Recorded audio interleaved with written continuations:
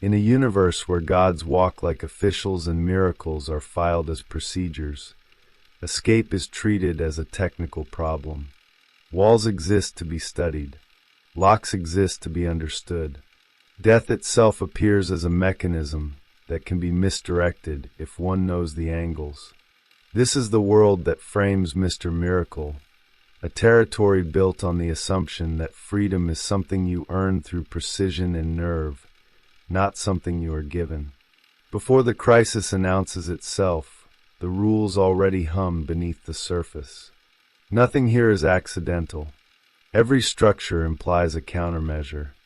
Every boundary invites a test. The stage is divided between realms that mirror each other through opposition. One is polished, ceremonial, governed by ideals that present themselves as order and balance. The other is a furnace of discipline, a kingdom of pressure where obedience is shaped by fear and efficiency. Between them sits a pact, a bargain sealed not with trust but with exchange. Children become currency. Identity becomes collateral. Long before anyone speaks of choice, choice has already been removed from the table. This is not yet tragedy. It is architecture. Scott Free grows inside this architecture as a living contradiction. His name suggests liberation, but his origin is defined by captivity. Raised not by parents but by systems, he learns early that survival depends on reading rooms, anticipating violence, and understanding how power moves before it strikes. The world does not teach him who he is. It teaches him how to endure. The absence of affection is not dramatic. It is procedural. Pain arrives on schedule. Control is consistent. In such a place, the mind adapts by turning inward, by learning to separate presence from vulnerability. Escape becomes the first language he masters, not as rebellion but as craft. To escape is to assert that the structure is not absolute, that every wall has a flaw if examined long enough. Yet this skill does not grow from hope. It grows from necessity. Escape is not freedom. It is postponement. Each successful evasion confirms intelligence and agility, but it also confirms the rule that something is always closing in. The miracle is not transcendence. It is survival extended by minutes, sometimes seconds. Around him, the universe reads these acts as spectacle. The crowd sees triumph. The audience applauds the moment where the impossible yields. What remains unseen is the cost of constant readiness. To live as an escape artist is to live in permanent proximity to threat. There is no neutral ground. The body relaxes only to reset.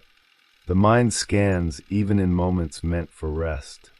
The performance becomes an identity, and the identity becomes a mask that must never slip. In such conditions, stillness feels dangerous. The cultural myth surrounding Mr. Miracle reinforces this dynamic. He is framed as the one who can always get out, the one who makes confinement look temporary. This framing offers comfort to those who watch from safer distances. It suggests that systems can be beaten with cleverness, that cruelty can be outmaneuvered without dismantling the structure that produces it. The miracle reassures the audience that intelligence alone is enough. The system remains intact. Only the performer moves. Yet beneath this myth sits a quieter tension. Escape solves problems of space, but it does not address problems of meaning. Each successful exit leaves the original structure untouched, waiting for the next occupant. The skill that saves the body does nothing for the residue that accumulates inside the mind. Memory does not stay behind bars. It travels. The past follows even when the door opens. Scott Free's marriage offers another layer to this illusion of resolution. A union framed as stability, as arrival, as proof that escape has led somewhere solid. Yet even here, the architecture persists. Domestic space becomes another territory to manage, another environment where control must be anticipated. Love exists, but it shares the room with vigilance. Intimacy does not erase conditioning. It exposes it. The closer the bond, the more visible the fractures become. The world around him continues to escalate. Conflicts between gods are treated as political maneuvers, wars as inevitabilities. Violence is normalized through scale. Individual suffering dissolves into strategy.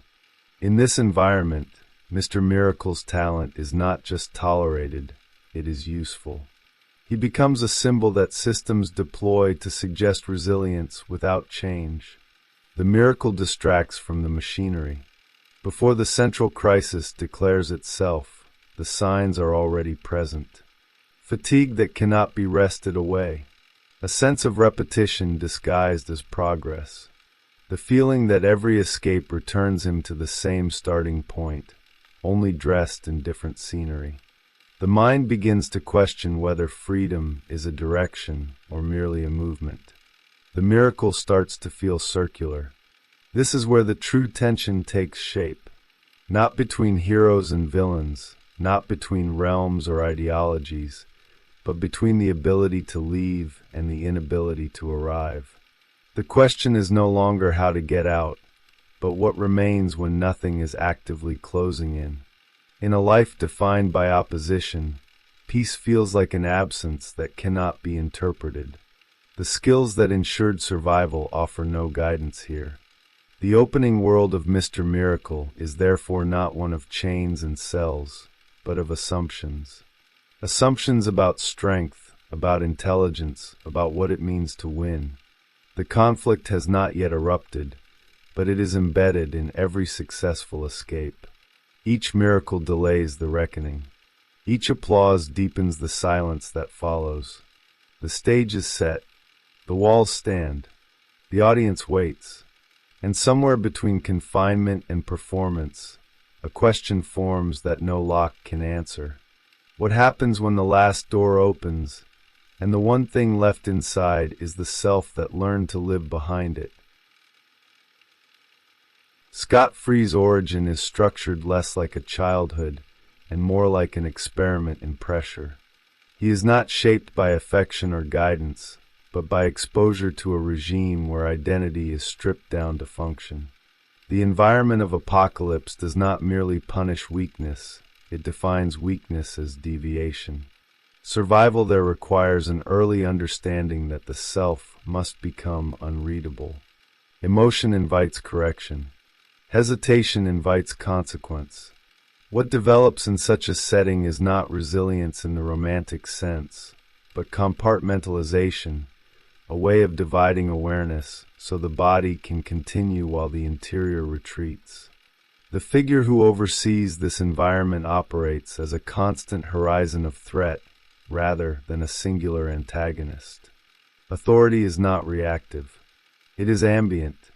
It fills the air and sets the rhythm of daily existence. In this context, Scott does not learn rebellion as ideology. He learns avoidance as instinct. The escape artist is born not from desire to be free, but from the refusal to be fully claimed. Each evasion becomes a rehearsal for self-preservation, reinforcing the belief that presence is dangerous and absence is safety. This psychological foundation creates a paradox. The more Scott succeeds at escaping, the more his identity crystallizes around the act itself. He becomes known not for what he believes or builds, but for what he avoids. The world recognizes him through motion away from danger, never toward purpose.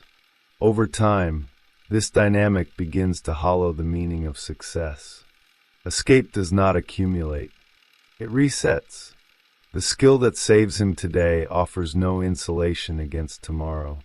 Freedom remains temporary, conditional, always borrowed from the future. The adoption by a different realm introduces contrast without resolution.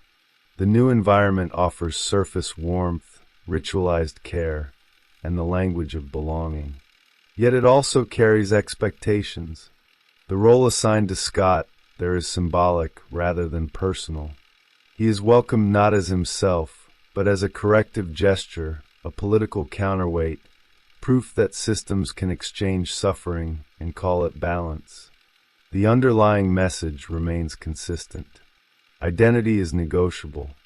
The individual exists to stabilize structures larger than himself. Within this framework, Scott's relationship to performance becomes central.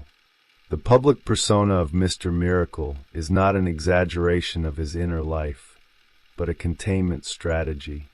On stage, risk is controlled. Danger is scripted. Failure is rehearsed against. The audience sees mastery. What they do not see is how the performance replicates the original conditions of survival. The applause replaces approval once denied. The spotlight replaces surveillance. The crowd replaces the guards. The structure remains intact, only aestheticized. This dynamic extends into intimacy. Scott's marriage does not function as escape from his past, but as a new terrain where the old reflexes resurface. Partnership requires presence without exit strategies. It demands vulnerability without rehearsal. For someone whose sense of safety depends on knowing how to leave, commitment introduces a form of pressure that cannot be slipped out of. Love does not arrive as rescue. It arrives as exposure. The partner in this relationship carries her own inheritance of conflict, shaped by ideals, expectations, and the burden of representing order. Together, they form a symbolic junction where opposing systems attempt to coexist without dissolving each other. Their bond is sincere, but sincerity alone cannot neutralize history. The relationship becomes a site where unspoken tensions accumulate. Each silence carries weight. Each compromise echoes earlier bargains made without consent. The broader narrative universe reinforces these personal dynamics by treating conflict as perpetual and normalized. War is cyclical. Alliances are transactional. Violence is justified through scale and abstraction. Within such a world, the concept of peace becomes theoretical. It exists as an idea, not a lived condition. Characters move from crisis to crisis, rarely allowed the psychological space to process what survival costs them. Mr. Miracle's skill set fits neatly into this environment, which rewards adaptability without asking what adaptability erodes. The foundation of the conflict emerges here, not through a single traumatic event, but through accumulation. Years of pressure without integration. Years of movement without arrival. The psyche adapts by narrowing its focus, prioritizing immediate threats over long-term coherence. This adaptation is effective until it is not. Eventually, the mind begins to experience stillness as absence rather than relief. When danger recedes, meaning does not rush in to replace it. Culturally, Mr. Miracle is positioned as reassurance. He embodies the fantasy that intelligence and technique can outmaneuver even the most oppressive systems. This fantasy is comforting because it avoids confronting the structures themselves. It suggests that survival is an individual achievement rather than a collective responsibility. The miracle distracts from the question of why escape is necessary in the first place. Yet the narrative quietly undermines this comfort by allowing cracks to appear in the performer's interior world. Depression enters not as melodrama, but as gravity. It pulls downward without announcement. It flattens emotional contrast. Victories feel muted. Losses feel inevitable. The mind begins to question whether the effort to escape has been mistaken for the meaning of life itself. This is the psychological ground on which the central conflict will take shape. Not a battle against external enemies, but a confrontation with the internal logic that has governed Scott's survival since childhood. The realization that the most elaborate prisons are not always physical. Some are made of roles, expectations, and applause. Some are built from the very skills that once saved you. The narrative foundation therefore positions Mr. Miracle not as a symbol of freedom, but as a case study in its deferral. The escape artist who has mastered every boundary except the one that matters most. The self he learned to leave behind in order to survive waits patiently, untouched by technique, immune to spectacle, ready to surface when there is finally nowhere left to run. The conflict begins to crystallize when escape stops functioning as an answer and starts revealing itself as a question. The narrative does not announce this shift through spectacle or catastrophe. It arrives quietly through repetition. Scott Free continues to succeed at what he has always done. He escapes traps designed by gods. He navigates collapsing structures. He survives scenarios engineered to erase him. On the surface, nothing is broken. Beneath that surface, something fundamental has stalled. The world keeps offering him situations that demand the same response. There is always another wall, another mechanism, another countdown. Each challenge reinforces the identity that has been built around competence under pressure.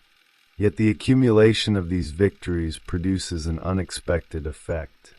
They begin to feel interchangeable. One triumph bleeds into the next without leaving residue of meaning. The miracle performs itself, but the performer feels increasingly absent from it. This absence is not confusion. It is clarity without comfort. Scott recognizes that his skill has insulated him from failure, but also from transformation. Escaping does not change the system that creates the trap. It only proves that one individual can move through it without being crushed. The structure remains intact, efficient, ready for reuse. This realization introduces a subtle fracture in the logic that has governed his life. If escape leaves the world unchanged, then what exactly has been achieved? The narrative reinforces this tension by placing Scott within larger conflicts where his talent is instrumental but not decisive. He becomes a tool within strategies designed by others. His role is to navigate danger so that greater powers can continue their negotiations and wars. In these moments, the miracle is absorbed into machinery. The performance serves purposes that are not his own. The applause fades quickly. The pressure returns immediately. Internally, this dynamic manifests as dissonance. Scott's mind remains alert, efficient, responsive, yet his emotional register flattens. Joy does not deepen. Fear does not sharpen. Everything exists at a functional midpoint. This is not peace. It is numbness stabilized by routine. The psyche adapts once again, not by escaping outward, but by retreating inward. The self becomes quieter, more distant, harder to access. The marriage that once appeared as an anchor now reflects this distance back at him. His partner senses the gap, but struggles to name it. From the outside, the relationship is stable, even exemplary. It symbolizes reconciliation between opposing worlds. From within, it carries unspoken strain. Intimacy requires presence without exit, but Scott's instincts remain oriented toward readiness. He listens for danger, even in moments meant for rest. The body never fully stands down. This tension comes to a head not through betrayal or conflict, but through exhaustion. The endless cycle of challenge and recovery begins to erode the distinction between survival and living. Scott starts to confront a possibility he has long avoided, that his identity as an escape artist may itself be a form of containment, a role that has protected him so thoroughly that it has displaced everything else. The narrative allows this realization to surface through moments of enforced stillness, times when there is nothing to escape from, no trap, no enemy, no imminent collapse. In these moments, the absence of pressure becomes unbearable. The mind, conditioned to operate under threat, turns inward and finds no clear instruction. The skills that once ensured survival offer no guidance here. There is no lock to pick, no wall to study, only space. It is within this space that the central conflict sharpens. Scott begins to understand that his greatest fear is not confinement, but permanence. To stay means to feel. To feel means to risk confronting the accumulation of unprocessed experience. The pain of apocalypse, the weight of expectation, the hollowness beneath applause. Escape has allowed him to outrun these layers, but it has not dissolved them. Culturally, this moment reframes the myth of Mr. Miracle. The figure celebrated for his ability to escape now embodies a deeper anxiety. The fear that freedom defined purely as movement away from harm is incomplete. The audience, conditioned to cheer the exit, is invited to notice what happens after the door closes. The silence that follows. The unresolved presence that no performance can erase. This stage of the conflict does not yet force a choice. It destabilizes the old logic without offering a replacement. Scott continues to function. He continues to succeed. But the certainty that once accompanied his talent has fractured. The miracle still works. The meaning no longer follows. The system has begun to reveal its limits, and the escape artist stands at the edge of a question he cannot evade. As the tension deepens, the narrative applies pressure not by increasing danger, but by stripping away its distractions. Scott Free is no longer overwhelmed by external threats alone. He is confronted by the internal consequences of a life organized around avoidance. The universe continues to move toward conflict, yet his role within it begins to feel strangely redundant. The same talent that once defined him now exposes the narrowness of the identity it created. This stage of the conflict introduces a shift in scale. The traps are no longer isolated events. They become metaphors for a broader condition. The structures Scott navigates mirror the psychological architecture he has inhabited for years. Narrow corridors of thought, conditional exits, solutions that prioritize speed over integration. The narrative quietly aligns outer mechanics with inner patterns, revealing how deeply the logic of escape has shaped perception itself.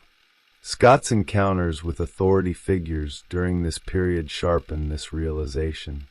Power speaks to him with familiarity, recognizing his usefulness while remaining indifferent to his interior life. He is praised for reliability, for efficiency, for surviving where others fail. Yet these acknowledgments feel hollow.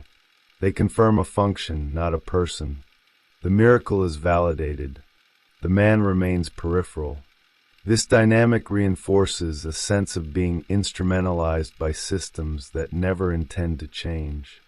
The pressure intensifies when moments arise that cannot be solved through technique. Emotional ruptures, misunderstandings, and quiet disappointments accumulate. These are not crises that collapse buildings or threaten lives.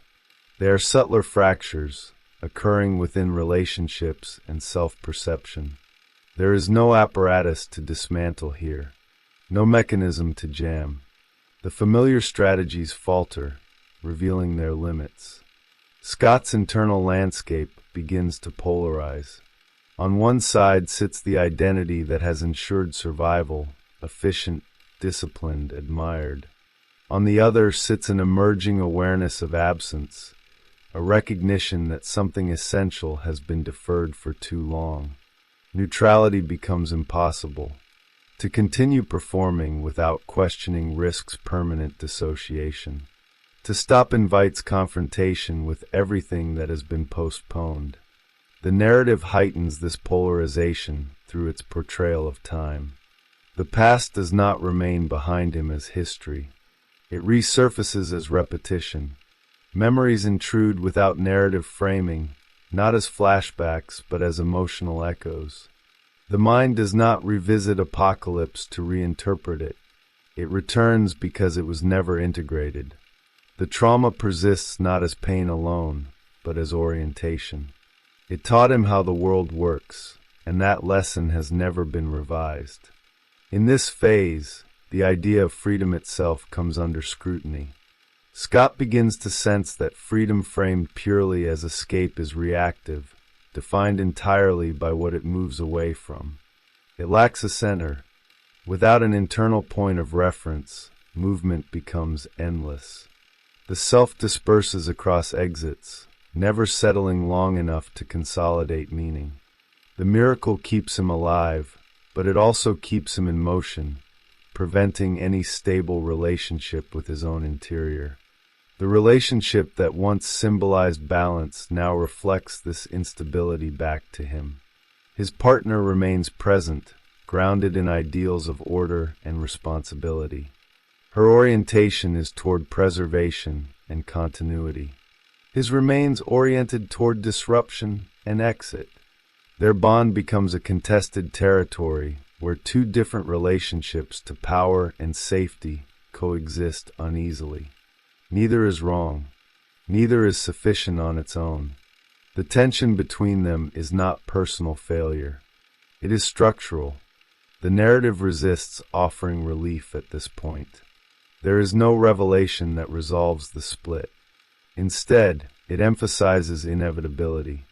The longer Scott avoids addressing the core question, the more the world organizes itself to force the issue. Conflicts escalate. Stakes rise. Silence becomes rarer. The conditions that once allowed him to function through avoidance begin to collapse. Culturally, this stage reframes the appeal of Mr. Miracle. The figure once admired for flawless execution now appears fragile beneath the surface. Not because he lacks strength, but because strength has been misdirected. The audience is confronted with a discomforting implication. That competence and survival are not synonymous with fulfillment. That intelligence alone cannot substitute for integration. The polarization reaches a point where escape itself becomes suspect. Each exit feels less like victory and more like repetition. The miracle continues to function, but its symbolic weight shifts. It no longer represents triumph over confinement.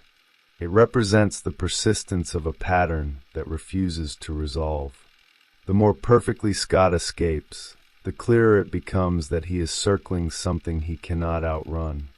This phase ends not with action, but with compression. The pressures from past and present converge. External conflict and internal reckoning begin to overlap. The narrative tightens around a central inevitability, that the next escape, however successful, will no longer be enough. The system has narrowed its options. The miracle is approaching a boundary it was never designed to cross. The final phase of the core development does not escalate through spectacle, but through inevitability. The narrative removes the illusion that one more successful maneuver will restore balance. Scot-free is placed into situations where escape remains possible in technical terms, yet hollow in consequence. He can still leave. He can still survive. What changes is the meaning attached to the act. Each exit now feels like confirmation of a deeper entrapment rather than relief from it. This stage collapses the distance between inner and outer structures. The traps he faces mirror the internal logic he has relied upon for decades. Precision without purpose, movement without arrival, survival without orientation. The narrative makes clear that these mechanisms were never neutral. They shape perception. They train the mind to prioritize disappearance over presence. The miracle was not just something he performed. It was something he became. The pressure here is existential rather than tactical. Scott begins to sense that the true boundary he has avoided is not a wall or a weapon, but continuity. To remain.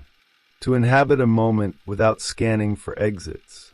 To accept that pain cannot always be outpaced. This realization introduces a form of fear that his training never prepared him for. A fear without shape.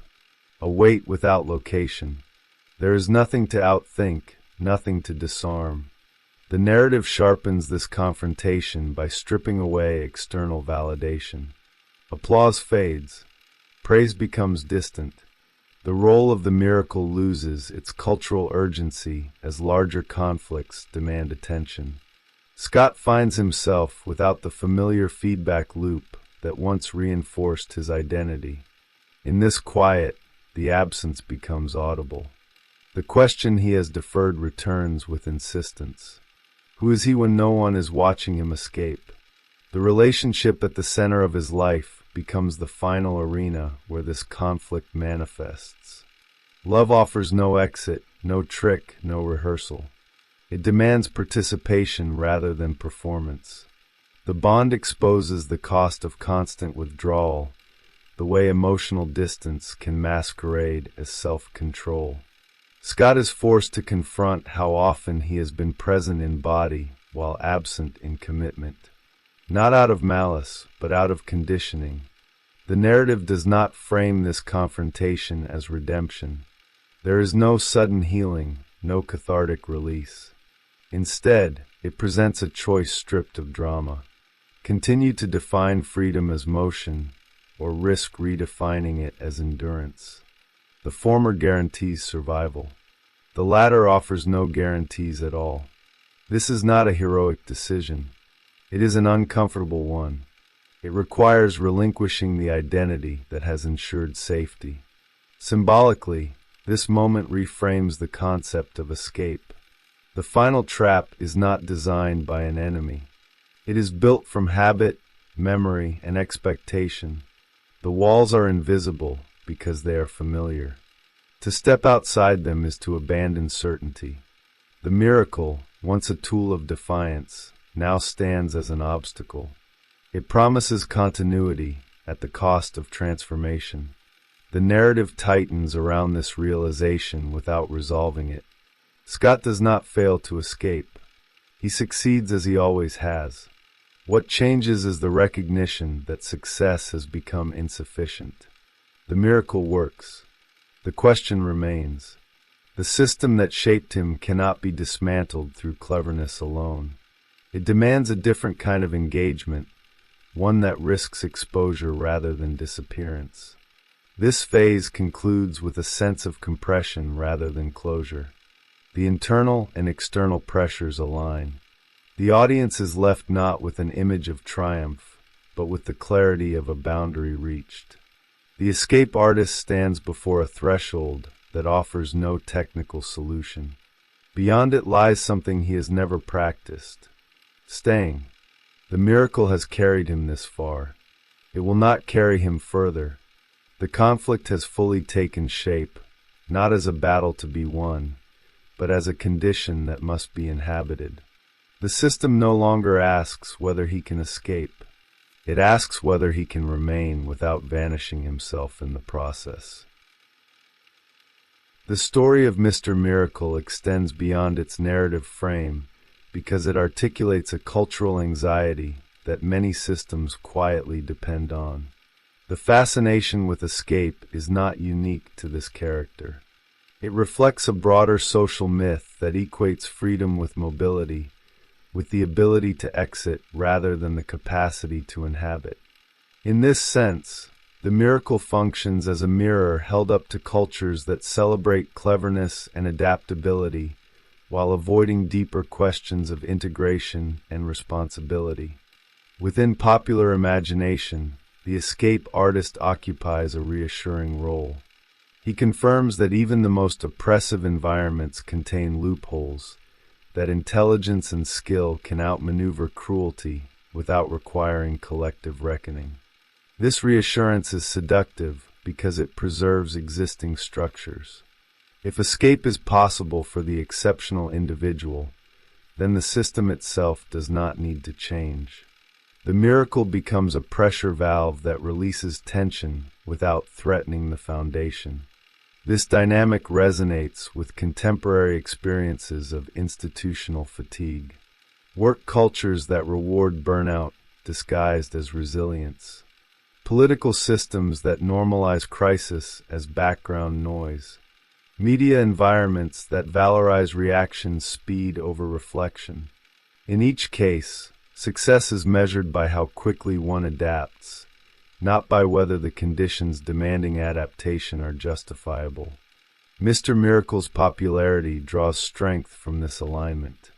He embodies the fantasy that survival through skill is enough. The symbolic weight of his narrative intensifies because it refuses to leave this fantasy unexamined.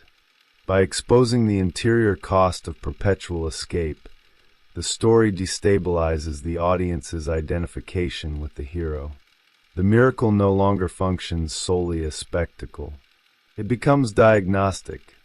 It asks what is lost when life is organized entirely around avoidance. It reveals how identity can be shaped by what it flees rather than what it affirms. Culturally, this reframing introduces discomfort. Many viewers recognize themselves not in the cosmic setting, but in the pattern.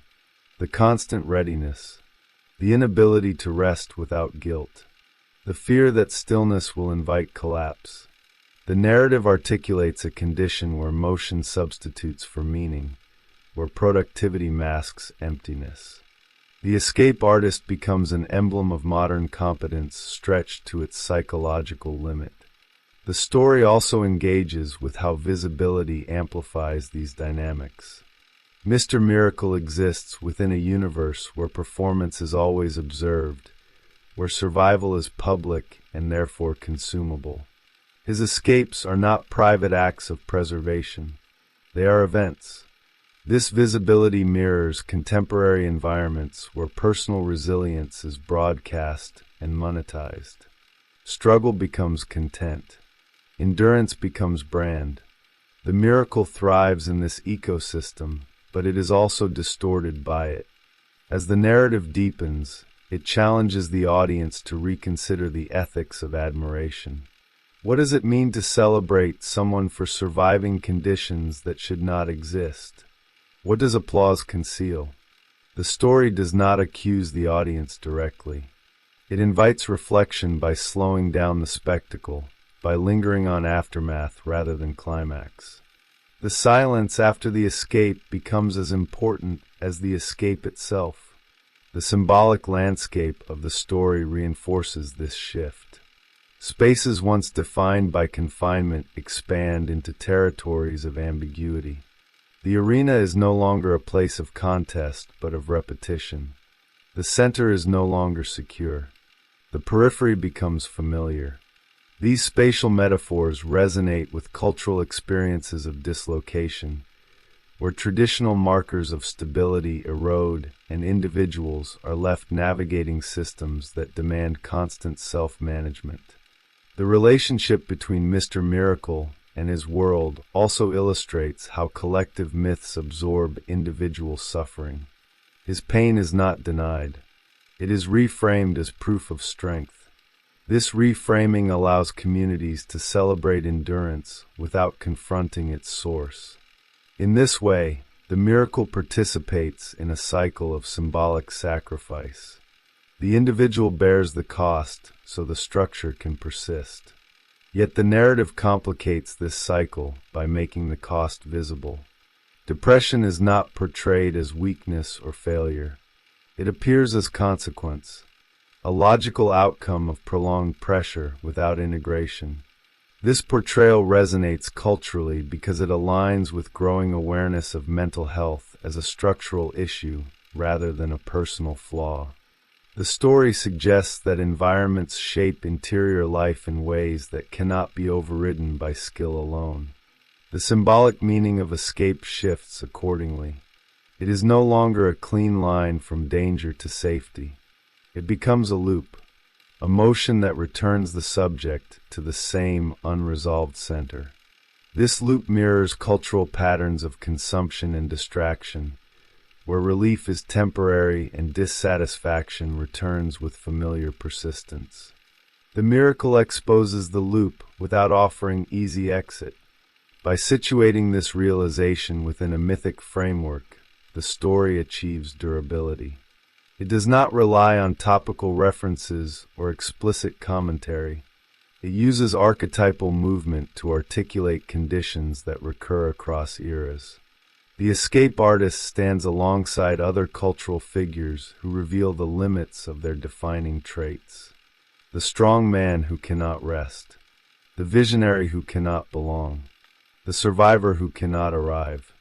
The audience's engagement with Mr. Miracle, therefore, becomes participatory. Viewers are invited to notice their own reflexes, the impulse to move on quickly, the discomfort with unresolved tension, the desire for closure. The narrative resists satisfying these impulses, not to frustrate, but to reflect them. It demonstrates how deeply the logic of escape has permeated collective consciousness. This cultural impact extends beyond fandom into broader discussions of agency and responsibility. The story questions whether freedom can be achieved individually within systems that remain unchanged. It challenges the belief that personal success absolves structural harm. By focusing on interior consequence rather than external victory, it reframes heroism as a site of ethical tension rather than resolution. In doing so, Mr. Miracle becomes a contemporary myth not because he escapes the impossible, but because he exposes the cost of doing so repeatedly. The miracle loses its innocence. It gains weight. It carries the accumulated meaning of a culture that has learned how to survive almost anything, yet struggles to understand what survival is for. The symbolic meaning of the narrative settles here, not as indictment, not as solution, but as sustained observation. The escape artist reflects a civilization skilled at avoiding collapse while postponing reckoning. The story holds this reflection steady, allowing its implications to resonate beyond the page, beyond the panel, into the spaces where audiences recognize the pattern and feel its gravity without needing it named. The legacy of Mr. Miracle does not reside in resolution, but in sediment. What remains after the narrative completes its arc is not a healed subject or a transformed system, but a clarified pattern. Escape persists as a function. The miracle remains intact. What changes is the audience's ability to mistake that function for an answer. The story leaves behind a residue of awareness that cannot be easily absorbed back into spectacle. Scot-free does not emerge as a figure who has overcome his condition. He emerges as one who has named it through endurance. The distinction matters. Overcoming implies closure. Naming implies continuity with awareness. The narrative resists the temptation to offer integration as a final state. Instead, it presents integration as a pressure that must be maintained, not achieved. The self does not settle. It learns to remain visible. The aftermath of the conflict reveals a quieter truth, that systems rarely collapse under critique alone. They persist by adapting, by absorbing resistance, by turning survival into proof of legitimacy. Mr. Miracle's continued existence within such systems does not redeem them. It exposes their resilience. His presence becomes a reminder that even the most elegant escape does not dismantle the architecture that made it necessary. This reframing alters the symbolic weight of his identity. The miracle no longer functions primarily as defiance. It functions as evidence. Evidence of what prolonged exposure to control produces. Evidence of how skill can coexist with suffering. Evidence that competence does not equal wholeness. In this sense, the character's legacy is diagnostic rather than inspirational. Culturally, this positions Mr. Miracle among figures whose myths endure because they refuse closure. He does not resolve the tension between freedom and structure. He carries it forward. His story becomes a reference point for discussions about resilience, burnout, and the invisible costs of adaptation. The absence of a redemptive ending is not a flaw.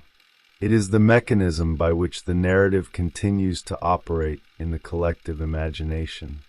The symbolic landscape he inhabits remains contested. Walls still stand. Thrones remain occupied. The machinery of power continues to function. What shifts is the visibility of the interior toll required to navigate these spaces. The story insists that this toll is not incidental. It is structural. It accumulates whether acknowledged or not. In the aftermath, escape is no longer framed as triumph alone. It becomes ambiguous, necessary yet insufficient, protective yet limiting. The miracle is understood as a skill that must be contextualized rather than celebrated in isolation. This ambiguity is what grants the narrative its staying power. It mirrors lived experience more closely than resolution ever could. The relationship at the center of Scott's life also settles into a different symbolic role. It does not become proof of healing. It becomes a site of ongoing negotiation. Presence must be chosen repeatedly. Withdrawal remains tempting. The narrative honors this tension by refusing to simplify it. Love is not a cure. It is a condition that reveals what has not been cured.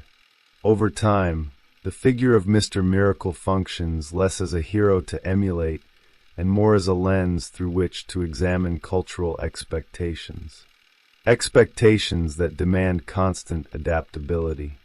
Expectations that reward endurance while discouraging rest. Expectations that conflate survival with success. The character's legacy lies in making these expectations visible without prescribing an alternative. The story's final state is therefore one of clarity rather than peace. The audience is left with an understanding that some conflicts do not end. They persist because they are embedded in how societies organize power and how individuals learn to navigate it. Mr. Miracle does not escape this condition. He embodies it. This embodiment is what transforms the character into a modern psychological myth. Not a tale of liberation, but a study of constraint managed through intelligence. Not a celebration of freedom, but an examination of its postponement.